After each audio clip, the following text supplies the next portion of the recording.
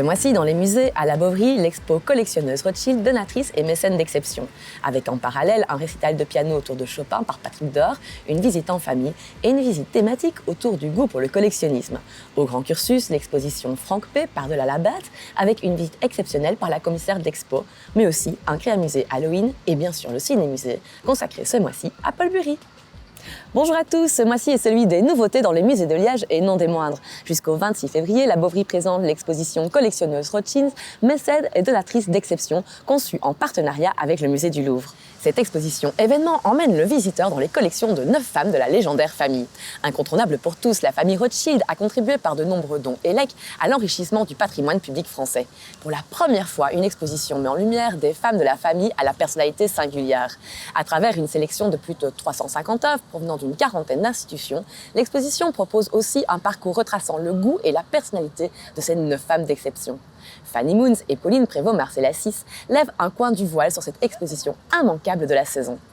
Les Rothschild, en effet, sont surtout connus en ayant eu des activités économiques et financières très importantes, mais ce sont aussi les principaux mécènes des musées français. Ils ont donné plus de 130 000 œuvres d'art à 250 musées.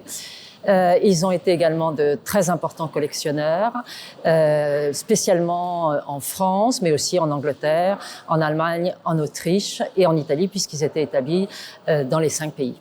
C'est la première fois qu'une exposition se consacre entièrement aux femmes baronnes Rothschild et non à leur mari. Le parcours de l'exposition est composé de 350 œuvres qui sont issues presque uniquement d'institutions, de musées français. Certaines autres œuvres viennent de collections particulières françaises également. Autour de l'exposition, la visite en famille du dimanche 13 novembre invitera à découvrir le musée et les collectionneuses de la famille Rothschild de manière ludique.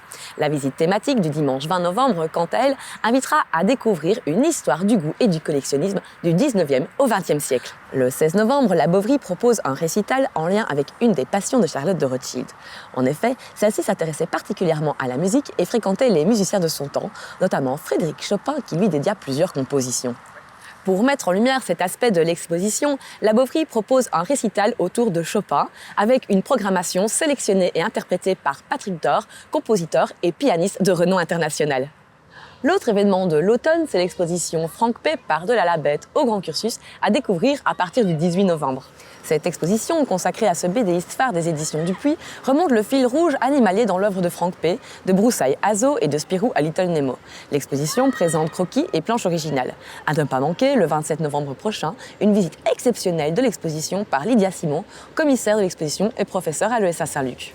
À vivre aussi durant les congés d'automne, le Créamusée qui proposera à tous de créer son masque d'Halloween inspiré par le masque gallo-romain de Bonsaint. Rendez-vous donc le 6 novembre au Grand Cursus à 14h pour des créations effrayantes. Enfin, le prochain ciné-musée du 16 novembre proposera la projection du film d'Arthur Gaine, La poésie de la lenteur de 2013.